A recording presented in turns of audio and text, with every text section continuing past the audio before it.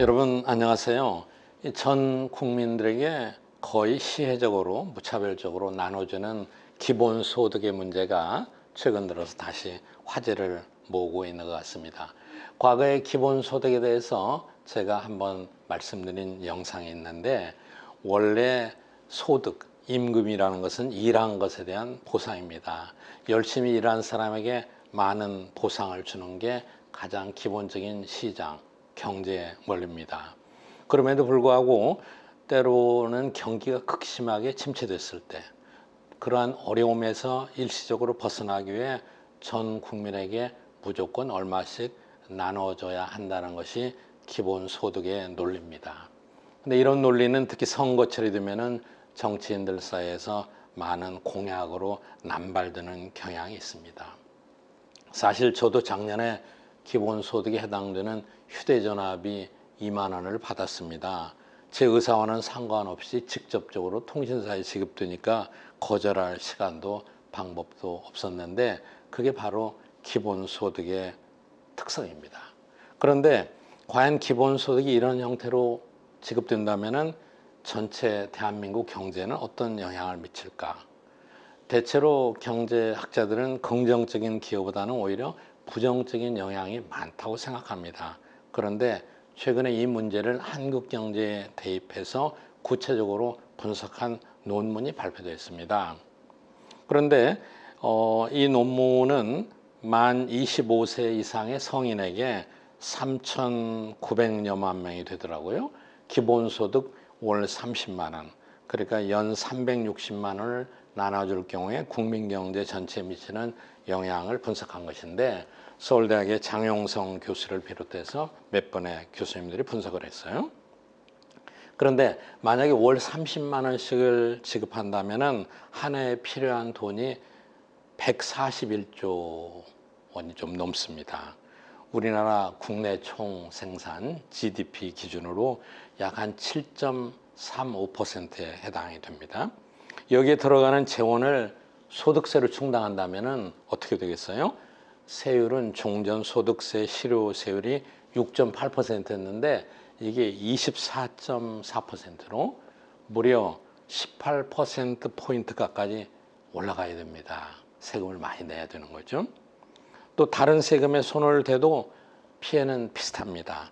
법인세 등 자본소득세를 올려서 재원을 마련한다면 법인세 수준을 20%포인트 이상 올려도 충분하지 않습니다. 세금 부담이 커지면 국민경제에는 어떤 영향을 미치나요? 당장 여러분의 주머니 사정이 어렵게 되죠. 실질적인 생활 수준, 후생이 떨어지는 효과를 나타낸 것인데, 구체적으로 유휴 노동력이 한 16%나 감소하고 총 자본도 한 22% 이상 감소합니다. 그래서 결과적으로는 총 생산이 무려 18.5%나 감소하게 되는 것이죠. 좀 더 쉽게 얘기한다면 나라에서 돈을 나눠주면 사람들의 일하는 욕구가 줄어듭니다. 그리고 납부할 세금이 늘어나면 경제 주체들은 지갑이 얇아집니다.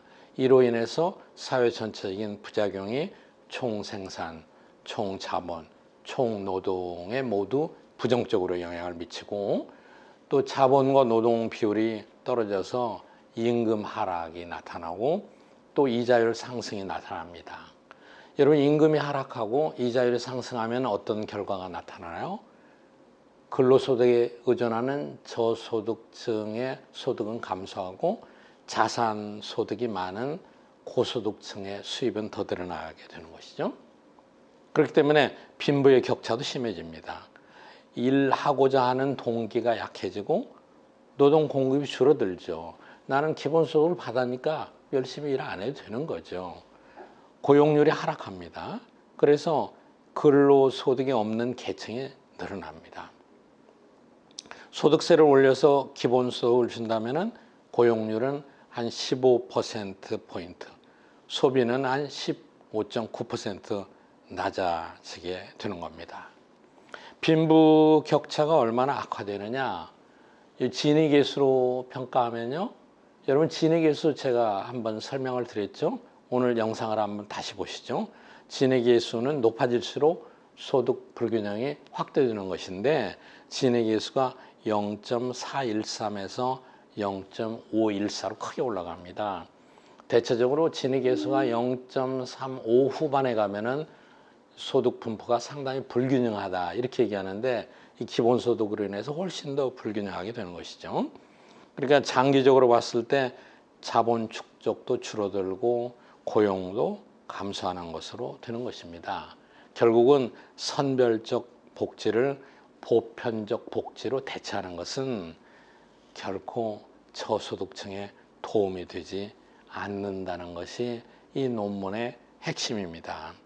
또 최근 기본소득에 대한 논의는 이 재원 마련 방안 등을 고려하지 않고 그냥 정치적으로 거론되고 있어서 이거 역시 구체적인 분석과 논리적인 여러 가지 정황이 반영이 돼야 될 것으로 생각합니다.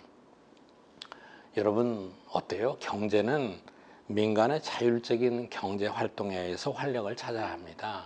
일시적으로 극심한 침체에 빠진 일부 업종이나 계층을 대상으로 선별적인 지원은 당연히 필요합니다.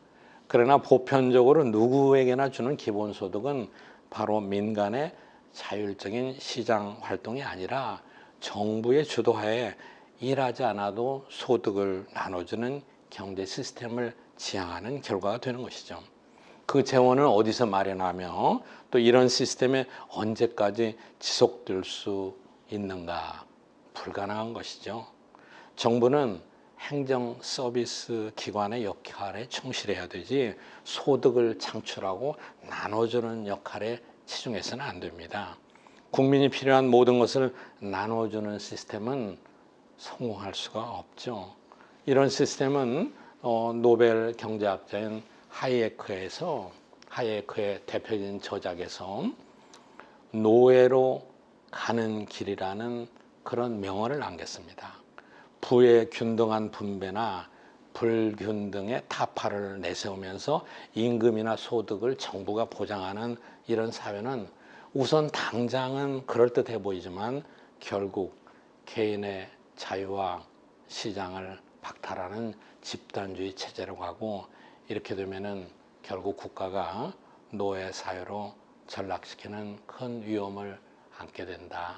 이것이 사실 사회주의 체제의 망상이었던 것도 사실이죠. 여러분 오늘은 최근 논의되고 있는 기본소득의 경제적 분석을 설명드렸습니다. 감사합니다.